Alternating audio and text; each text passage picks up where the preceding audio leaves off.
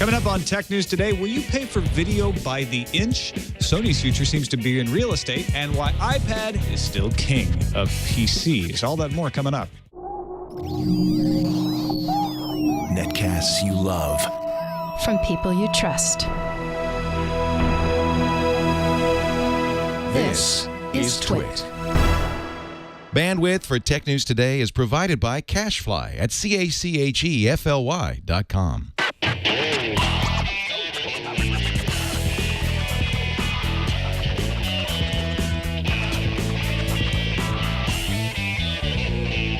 This is Tech News Today for Thursday, February 7th, 2013. Tech News Today is brought to you by Squarespace, the fast and easy way to create a high-quality website, blog, or online portfolio.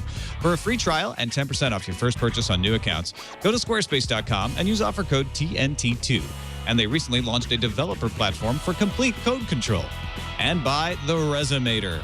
Streamline hiring and increase traffic to job postings with The Resumator, a hiring solution used by today's fastest growing companies. For a free trial, go to theresumator.com/TNT. Welcome to Tech News Today. I'm Tom Merritt. I'm Sarah Lane. I'm Ouya Akhtar. And I'm Jason Howell. And this is the show we keep you up to date on the most important stories in the tech world. Put them in context for you, starting with the top 10 stories of the day in the news feeds.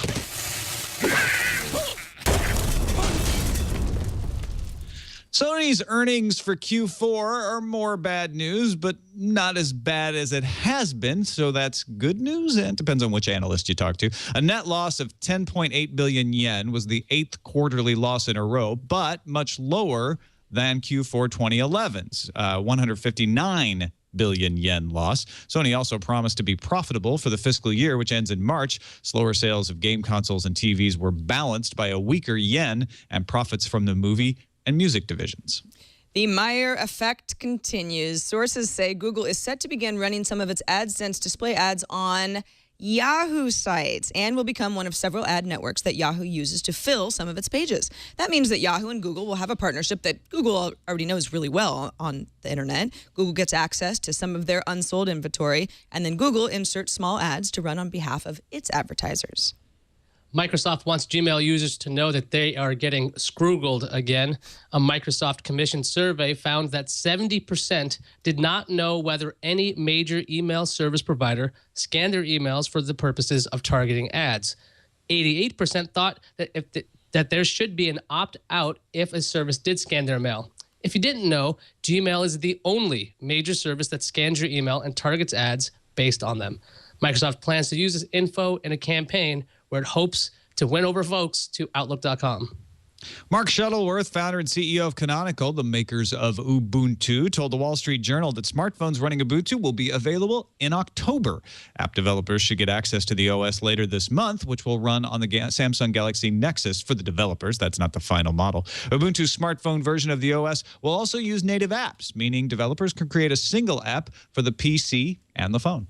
Ouya CEO Julie Ehrman tells Engadget that there will be a new Ouya next year, and the year after that, and the year after that. Unlike traditional game console models where new hardware ships in 5 to 7 year increments. She says, our strategy is very much similar to the mobile strategy. There'll be a new Ouya every year. There'll be an Ouya 2 and an Ouya 3. Data research firm Canalys says that Apple owns 20% of the global PC market in the fourth quarter of 2012. Of course, no one will get upset with this figure since Canalys counts tablets in its PC metric. Apple moved to 23 million iPads and 4 million Macs. HP and Lenovo shipped 15 million PCs each. Meanwhile, on the mobile front, ComScore says Apple's got 36.3% of the U.S. smartphone market in December of 2012.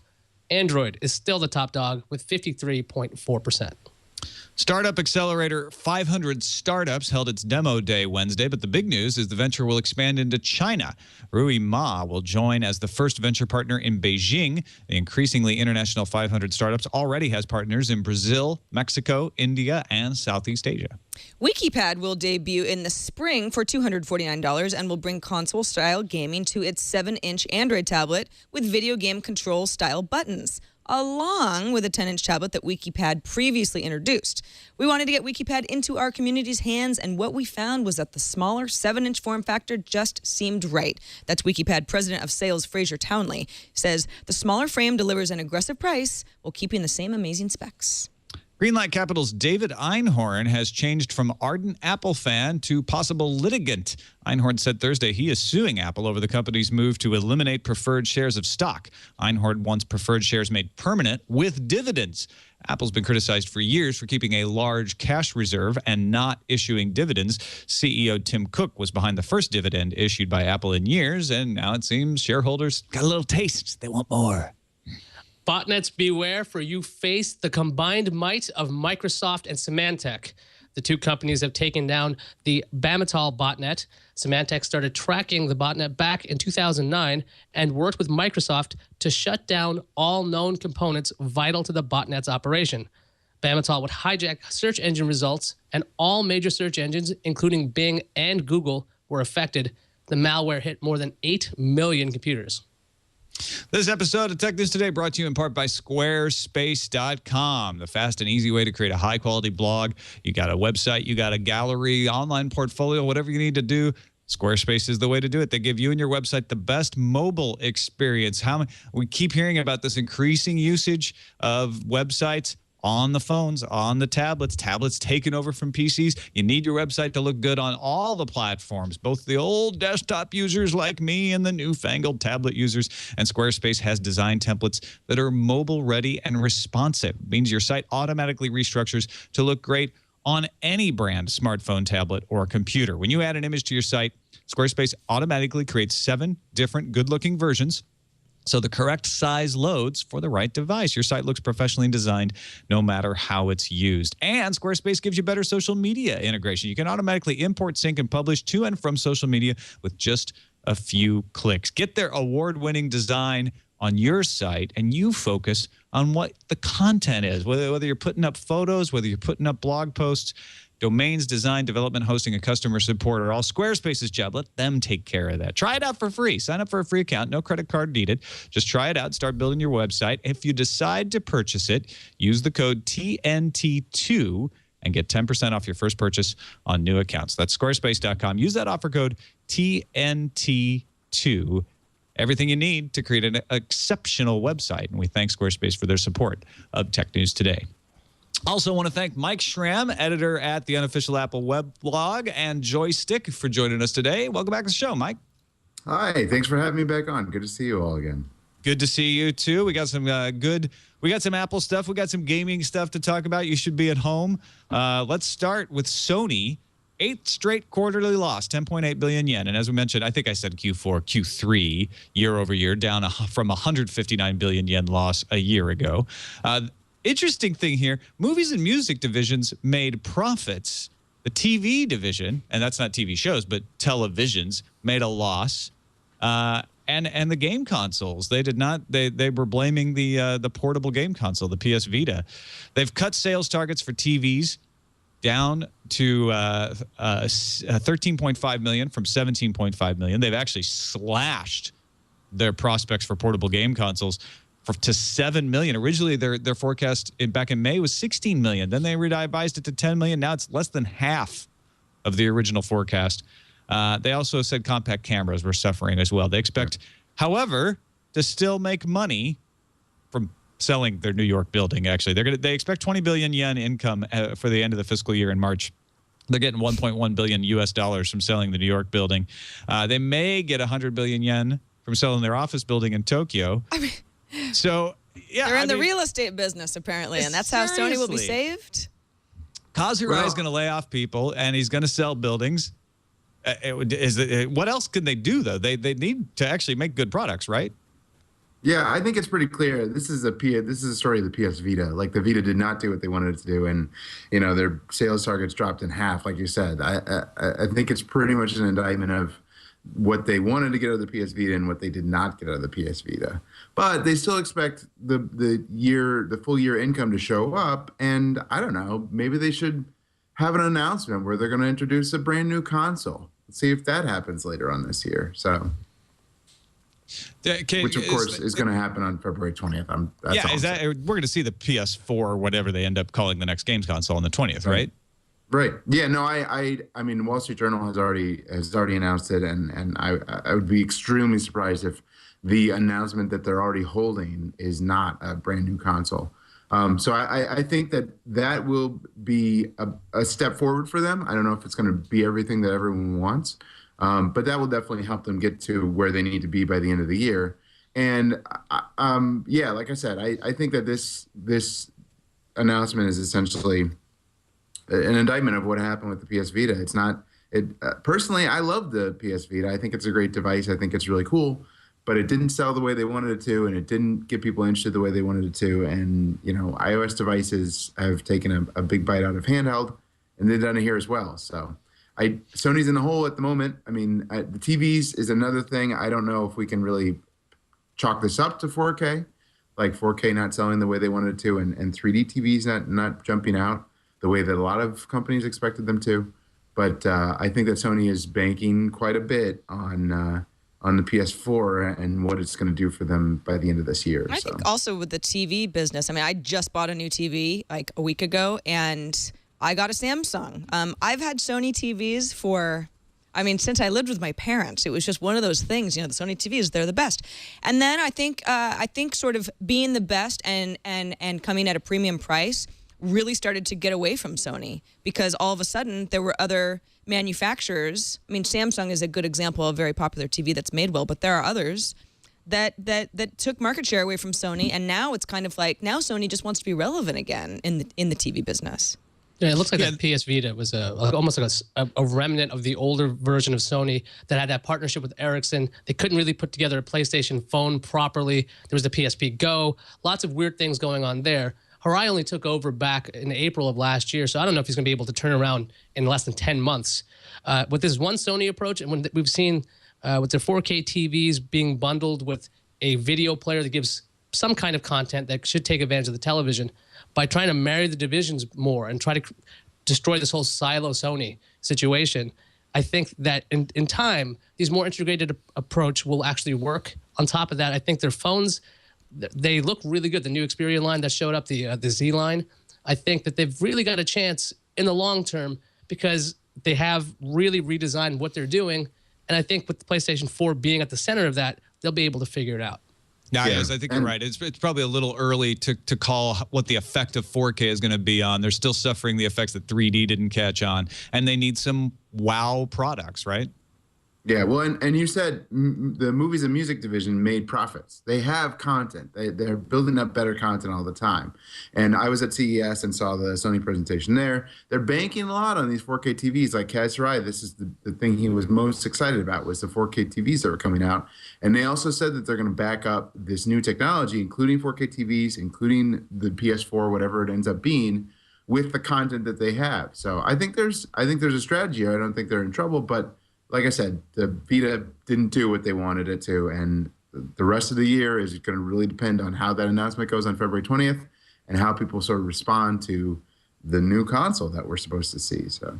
But just before we move off the story, I want to point out that the narrative for the past 10 years has been the internet, powered by all these electronics companies who are selfish, is ruining movies and music. And if you look at Sony, movies and music are carrying the electronics division right now. So you make of that what you will, but I find that ironic.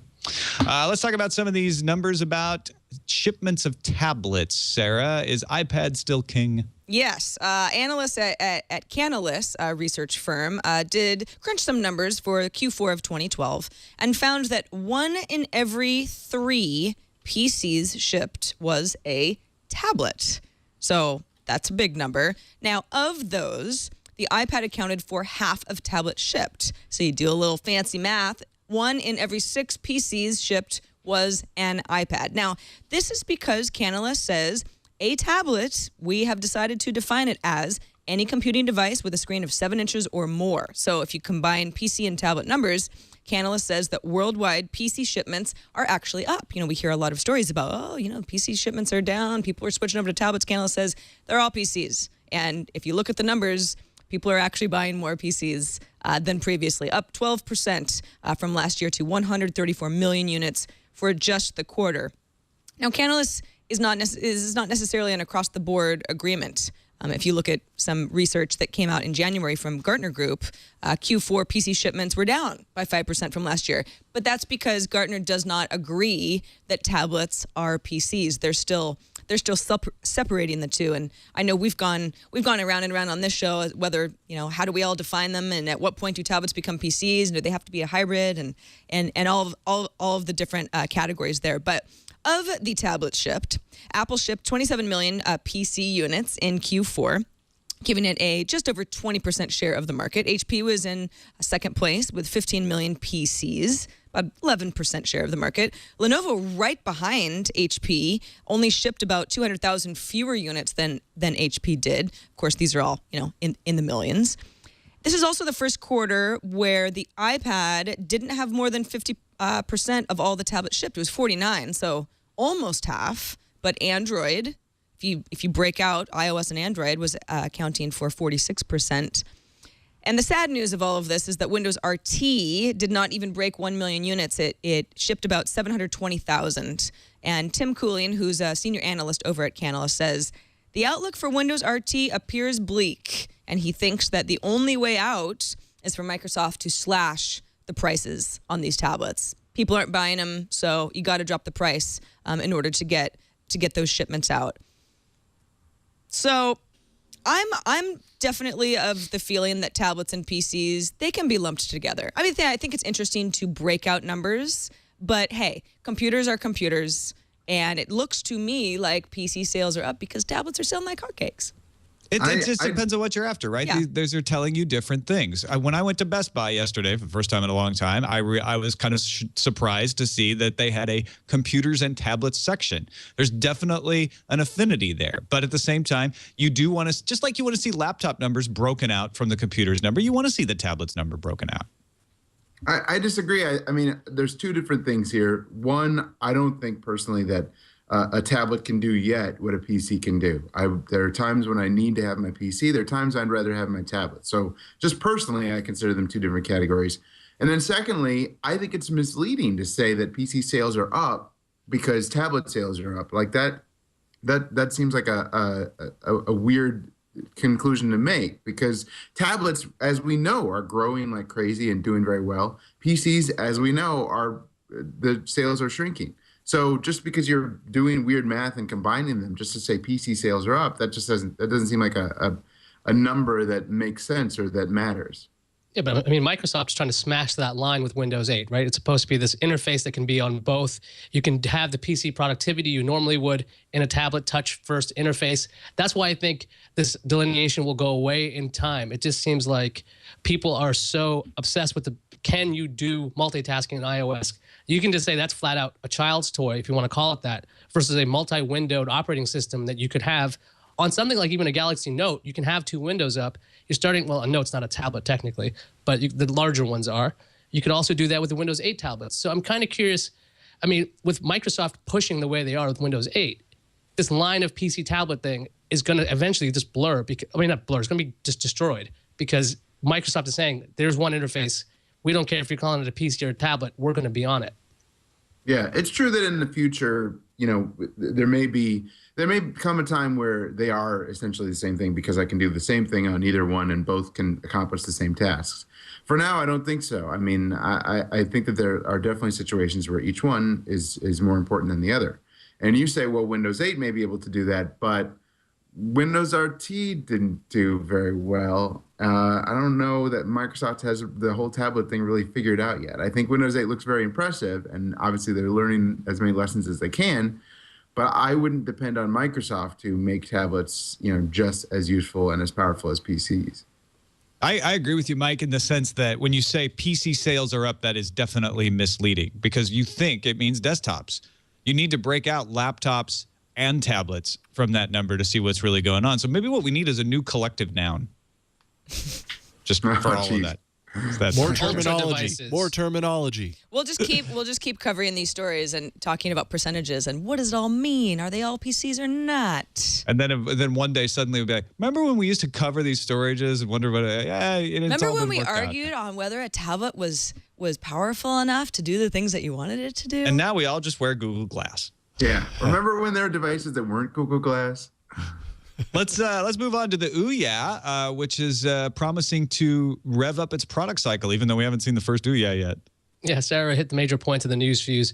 Ouya CEO Julie Ehrman was talking to Engadget, talking about the new Ouya every year. It's going to be revved every year, each version to be priced at $99. And she even says, if we could do it for less than $99, we would. They want their strategy to be similar to a mobile strategy. They want to be able to take advantage of faster, better processors and take advantage of prices falling. And unlike a lot of other devices, Ehrman made sure that she told people that the games are attached to the user, not the box. So if you switch and you upgrade, you will still have all the same games. They're supposed to be backward compatible. So this is this promise that your games will stay with you. Mike, we've seen a yearly refresh cycle for lots of different gadgets out there. But what do you think about a yearly refresh cycle for a game console? Is that unusual? Yeah, when I first read this news, the immediate sort of like lizard gamer response in the back of my head was, well, why should I buy an Ouya 1 when I know there's an Ouya 2 coming next year? But I think the mobile model is works for me. I tend to go back and forth. Like I tend to skip every iPhone cycle. So I have an iPhone 5 now. If they announce another iPhone or the larger one, I'll probably skip that one. And then the next one that comes up, I'll take a look at it. And that seems like a viable strategy for a game console. A lot of people have been down on Ouya. I see people in the chat right now saying it's going to be a massive fail. But I've been more and more sold on Ouya. I didn't back the Kickstarter. I wasn't in on day one. But the more I've heard about it, the more they've talked about it. It sounds more and more impressive. I think that, especially because we haven't heard exactly what Microsoft and Sony are going to do for their new consoles, but the rumors that have come out say that they're really not going to depend on digital distribution in the way that I thought that they would, and they're not going to kind of depend on crowdsource, so to speak, like more open platforms in a way that I thought that they would. Microsoft had a lot of success with Xbox Live Indie Games, and obviously digital distribution was a huge thing for Xbox Arcade and the PlayStation Network. And yet, when the Wall Street Journal talks about what the PS4 is probably going to be, they're still saying it's going to have a disk drive. It can't depend on digital distribution. It's probably not going to have its open marketplace. So when I see Ouya saying, yes, we will do that and we will support that, that really intrigues me. And I mean, obviously, I haven't seen a console yet. I haven't seen the hardware yet, but that's a smart move to make. And they're saying here, even the iPhone, like I said, I skipped generations. The iPhone's a couple $100. This is $99, and they're even saying if we could do it for less, we would. So that's pretty intriguing to me as a gamer, the idea that I can upgrade hardware every year and then all my games stick with me. It's all backwards compatible. The whole marketplace stays open the whole time, and that's really intriguing to me. I don't know. I'm not going to say it's going to be a success or a failure, but the idea is getting more and more interesting to me as time goes on. Sarah, do you think there's a fundamental difference between mobile devices and a set-top box? I mean, it seems like you carry and you interact with a mobile device all the time. You can feel it getting slower over time. But is a set-top box that same kind of device that this is the model that should be followed? Well, no. I mean, it's certainly not. There are a lot of differences to be drawn from the two. The price is so attractive, though, that I think, okay, well, if I compare this to a Roku box, right? That's, the top of the line Roku is about $99. If I had an incentive to get a new Roku once a year or so because it was going to improve my experience so much, I probably would, because I use it all the time. Now, of course, that's, more for streaming video rather than game playing, although Roku does a little bit of that too. But I think $100 annually for people who are very into the gaming part of Ouya, and this doesn't seem out of control as far as I'm concerned. I update my iPhone every time there's a new one, and it's way too expensive, and maybe I'm a fool, but I think I think it's a good strategy for them. Now, there is a problem here, and the problem that I think we've already seen it happen with iPhone, is that developers who develop for the Xbox or for the PlayStation have a set of system requirements. They have a set of what exactly the console can do. And that hasn't changed for the past console generation in about 6 years. Now, Microsoft has updated the Xbox occasionally, and Sony's released different versions of the PS3. But essentially, the core stats of the device have been the same. If you're updating an Ouya every single year, that means that games that played great on it last year are going to be either super fast or, games that came out in 2014 may not play on a 2013 console. And so it may be weird. And we've seen that a little bit on iPhone.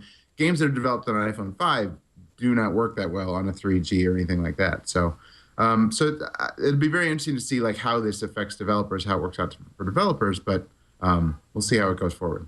Not to mention backwards compatibility if you bought a Ouya and you don't want to upgrade it every year, like you mentioned. Let's take a quick break. Thank our sponsor, The Resumator. This episode is brought to you by The Resumator, the hiring solution for small and fast-growing businesses. If you're a business executive, you want to spend time running your business.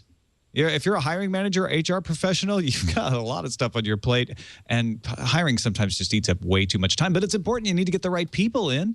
So reduce time spent on hiring tasks by 50% and reduce your cost per hire by as much as 85%. Sound good to you? Try replacing your HR inbox or your clunky applicant tracking system with The Resumator. It's an end-to-end hiring package, manages the entire process. We're beginning to use it right here at Twit because we've grown significantly in the past few years, and we're excited to find something that makes this more efficient. Instagram, Pinterest, Tumblr, they all got off the ground with The Resumator. Here's how it works. Helps you with the sourcing. You can attract applicants to your jobs using your website, free job board, social media connection. Then it helps you screen them, easily rank, track, and discuss resumes to help identify those top applicants. Helps you with the interview process, schedule those meetings with candidates, easily collect feedback from everybody who's done the interviews, and finally helps you hire the candidates. You can use it to collaborate and compare to select the best person for the job. If you're a business owner, a hiring manager, or an HR professional, and you want to save time, money, and increase traffic to your job postings, check out The Resumator. For a 14-day free trial, go to that URL, theresumator.com/TNT. And after the free trial, their base package of $99 per month will cover 5 open jobs and 5 users, and they offer other packages as well. Theresumator.com/TNT. Go there, check them out for that 14-day free trial. And we thank them for their support of Tech News Today. FreedomPop is an interesting company that wants to give you free cell phone service, and they're always adding little new features. What's the latest one here, Sarah? Yeah, there's hardware, there's software. Back in July, I think is the first time we talked about FreedomPop. They announced the 4G iPod Touch case, which the idea was it wasn't just for iPod Touches necessarily, but it was going to be WiMAX mobile hotspot designed to wrap around a device rather than having something else that you have separately that you have to plug in somewhere. And since then, there are quite a few devices that FreedomPop has rolled out. 4G iPod sleeve, 4G iPhone 4S sleeve, that's being held up by the FCC because of a design element, at least for now. A MiFi mobile hotspot, a USB dongle, recently announced broadband router for home. They're planning to release an LTE clip for tablets, kind of clips onto the side of your tablet. And that's actually going to be LTE service provided by Sprint's Nextel network. Previously, the 4G stuff was all WiMAX, which has its own set of problems. But they're finally rolling out what they've been talking about for some months, which is a social element. So if I am using the FreedomPop service, I get 500 megabytes of free monthly internet access. Okay, that's great. And I get some bonuses, 10 megabytes for each new user that I refer to the service. So I spread the word and I get more data.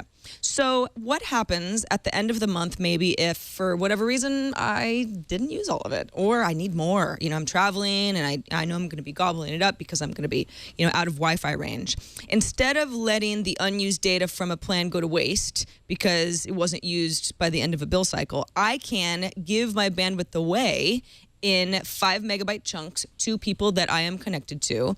Or I can sort of ask around and see who can give it to me. So the whole idea is it's kind of like you think of a family plan, but it's for people that you're connected to socially. They don't necessarily have to be related to you or live in the same house as you. And the way it works is that users will be able to log in with Google to find other friends that are already using the service. I mean, they could be your friends or they could just be other people. And you get more free data when you have more friends. So there's sort of a viral growth thing that happens, which is great for FreedomPop. And then you can see a list of your friends on a graphic, And maybe, if Tom seems like, gosh, I mean, he's only like 50% done. He's probably not going to need this in the next couple of days. I could ping Tom and sort of say, hey, buddy, I'd really help me out if we could. I'm hoarding it. Yeah, exactly. And this is really interesting to me. In a way, I look at this and I go, gosh, it requires you to think a lot about this. I mean, you're really going to have to be paying a huge amount of attention to the data that you're using and answering people's questions if somebody needs some data and this and that. But maybe we should all be doing more of this anyway. I mean, it's all about figuring out what makes the most sense for you in any given month. And some months are different depending on what you're doing and where you are. I really like this idea. I think, for some people, 500 megabytes of free monthly internet access is not nearly enough. For other people, it's perfect. You sign up a few friends, you get some more megabytes, and then once you've got your network, you can kind of be sustainable with what's essentially a free service. Ayaz, are you excited about FreedomPop? Yeah, I mean, the concept of being able to share your data in that way, because I know I have an LTE iPad, and I don't always use up the entirety of my allotment. You can't just give it away. You can't just say, hey, who else needs bandwidth? I'll just give it to you. Although I guess I could do that in a coffee shop and just like, here's a hotspot. But this is a different way to do it. I'm really intrigued by it. I could see it being, I could see this being gamified a bit, like little badges for being the best sharer. You're the most cooperative person out there. I'm very intrigued by this. The only thing that still bugs me about FreedomPop is that it runs on the Sprint network. Like if they could get some more coverage area, I'd be way more excited about this. I think the interesting thing here. I'm sorry, Mike. I was going to say, I think the interesting thing here is that it gets you far away from thinking about bandwidth caps as punitive. I'm not sure this is going to help the congestion on their network at all, but it certainly makes people stop thinking like these bandwidth caps, those greedy bastards. It doesn't even help the network, and just makes you think, oh, sharing, that's fun. That's a little, like you say, it gamifies it. Go ahead, Mike. Yeah, and well, that's exactly what I think. I think it's cute, and I actually was interested. I hadn't heard a lot about it before we did the show. I went and checked. I can have a free 4G internet connection, and I've got an iPad that's a Wi-Fi version that I love to have a free, not a heavy connection, but when I'm out and about and need to check email, this seems ideal for it. But I'm very much against like tiered internet and bandwidth caps and things like that. And this seems like it's coming from the other direction. Like right now, I'm a high-level user, and all the companies want to charge to like bring me back down. This is like, we'll start you free, and then if you want more and more and more, we'll just do a tiered internet plan. So I'm kind of against it from that perspective. Like it seems like a fun, silly social way to lock down your internet. Like that's my main problem with it. It's an innovative monetization model. And speaking of which, Jeffrey Katzenberg from DreamWorks has another innovative monetization model, charging us for video by the inch. That's right. Jeffrey Katzenberg, DreamWorks animation CEO, said that in the future, people will pay for content by the square inch. He says if a cell phone version is 75 cents, you'll get 350 million people in India to pay for that. He thinks that this model is going to mean more consumption in developing markets like India, where cell phones are used by many for entertainment. Sarah, how does the concept of paying by size strike you? Does this seem like something that would ever hit the United States? I don't know. I think that this makes more sense in a developing market. You used India as an example.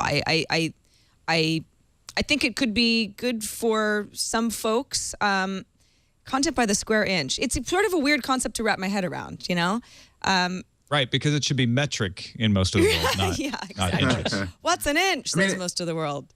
In Asia, you can play for World of Warcraft by the minute. So there's definitely a precedent for, smaller bits of content charging smaller bits. But I think in the U.S., I think the most important thing is that people want access to their content wherever they happen to be. And if you charge by the inch, if you charge to only sell it on an iPhone or only sell it on smaller devices, that means that when I go home to try to finish the movie that I watched, it's not going to happen. And I don't know if that sells right now. I don't know if that's a concept that a lot of people are really interested in at the moment. No, it could happen. It'd just be in a corner of your TV screen because you only paid for that amount. That's just size. Yeah. I mean, if you think about the amount of the piracy that be cut down, like some people are saying this should be by resolution. That's probably makes a lot more sense because, I mean, you could have a 5-inch screen that's 1920 by 1080. that's the same as your television. So it doesn't make a lot of sense per square inch. It makes more sense for resolution. I would be intrigued to see that kind of model where it was, okay, look, I'll pay you like $5 for the 320 by 240 if I can get it earlier. Like imagine that kind of, if you combine the release windows with this stupid plan, it probably would make Hollywood a lot of money. And I think it would actually combat piracy because you'd get the stuff you wanted earlier. Because if you're getting the stuff illegally, if you're getting on BitTorrent or those cam versions, the quality of that stuff is pretty awful until about 6 weeks in. Not that I would know by any experience. I like it. How much for just one wing? What can I give for just one wing? I'm just gonna I'm gonna get you sucker reference in there. That's all. I just want to pay per pixel. You know? Yeah. I can only afford VGA tonight. That's fine. Good enough. All right, let's finish up with Microsoft rumored to be looking at Office for Linux, according to Michael Larabelle, writing on Foreignex. He says he was at FOSDEM in Brussels. That's the Free Open Source Developers European meeting. And someone told him Microsoft is looking at a native version of Office for Linux that they would target to launch in 2014. Now, the idea here is that supposedly Microsoft's going to be coming out with Android and iOS versions of Microsoft Office this year. And it's a response to more Linux on desktops, governments, some cases choosing to use LibreOffice instead of Microsoft Office, game titles coming to Linux. Let's go around the horn. What percentage chance do you think there is that we'll see Microsoft Office for Linux in 2014? Mike? I don't care. Go to openoffice.org. It's just as good. Yeah, exactly. I think that's going to be a lot of Linux users' reaction is like, I don't want that. Yeah. But I guess there's people in the enterprise who wouldn't use Linux because they have to use Office maybe. Microsoft's worked hard on Office for Macs, and Linux is certainly used in a lot of industrial and office environments. So I don't know, 30, 40, 50, close. What about you, IS? Percentage chance we see Office 2014 for Linux? 2% chance of that happening. The Office division and the Windows division will continue to fight like they do. I get to host Windows Weekly every now and then. I get to talk to Paul Thurrott and Mary Jo Foley. Finding out the war stories that happen in that siloed Microsoft, that's what stops Outlook and Mail working properly together. That's on the same platform. I don't see the Windows division having, I think they would have a conniption if this happened. So I don't see kinder, gentler Windows division now that Sanofsky's gone, right? They're gentler, so they're not. It's instead of it being an 8,000 word angry note, it's like 10 words. Sarah, do you have a percentage chance to weigh in on with? I'm not going to guess a percentage chance, but I don't think this is so out of the realm of possibility. I mean, I think maybe it's more than 2. It's 2014. We got a whole calendar year in front of us for Microsoft and Linux to become better friends. And I 100%. Yes, exactly. I 100% believe Michael Larabelle when he says that someone has told him that Microsoft is looking at it. I buy that. I buy that Microsoft has been moving towards supporting Linux in a lot of arenas because they have to, and they realize that they'll be left out in the cold if they don't in certain areas. So this may be one where they're evaluating. The question is, will they decide that they need to do this or not? And I think that's where people are skeptical that they'll look at it and say, yeah, not worth the effort. We're not going to do it. But yeah, it's not crazy. Tell you what's crazy, the randomizer. Walter Cronkite in 1967 did a segment on the Office of 2001. In other words, the 21st century Office. Go ahead and let's listen in a little bit. This was posted on Boing Boing today. Going to an office away from home. This console provides a summary of news relayed by satellite from all over the world. Now, to get a newspaper copy for permanent reference, I just turn this button. I like the print toggle. You say turn this button? Yes. Turn the button and look. When I've finished catching up on the news, I might check the latest weather. We'll need a screen on for this each screen. thing. Yes, right. This is where weather comes from. Give me the latest report on the stocks I might own. Oh, it's actually CompuServe. A telephone is this instrument here, a mock-up of a possible future telephone. This would be the mouthpiece. Where's the now, speaker? If I want to see the people I'm talking with, Phone I conduction just turn somewhere. the button and That actually Skype. looks pretty close There to they the are. blue snowball I'm using. Right. Yeah, I guess Look, so. it's Over here. Skype. As I work on this screen, I can keep in touch with other rooms of the house through a closed-circuit television system. Oh, look, the bed's being made. Slowly. Equipment like this in They're the not home of the moving very future, quickly. We may not have to go to work. The work would come to us. That'll never In the happen. 21st century, it may be that no home will be complete without a computerized communications console. Love that. Wonderful. I'm Cronkite, staring at you've my- done it again. I got my dual screens up. I don't have weather on one side. I do have a bunch of different windows, but it's kind of strange to see the idea that you'd have dedicated hardware controls for each screen. Like I'm gonna have the weather here, or this is my news box. Although I'm looking around, I probably have that with my iPad over here and another screen over there, a phone over there, a Nexus 7. I probably do have dedicated screens for each thing. Not so crazy It wasn't. when you think of it. Yeah, it wasn't too How long much ago is- that I had a multi-monitor setup at home. So yeah, sure. Sometimes I had that monitor dedicated to something and this one to something else. And it freezes a lot too, like that Skype image where that guy was frozen. Oh yeah, totally. Happens a lot here. Dead on. Wow, it really was. It was like he went to the future. All right, I just had Sarah a flash Lane. forward of 30 years in the future, and they're showing this video, and they're like, look, these guys didn't know if Ouya was going to be popular or not. They thought Sony might fail. Totally. In fact, it's Sarah Lane's turn to tell us what's happening in the future in the calendar.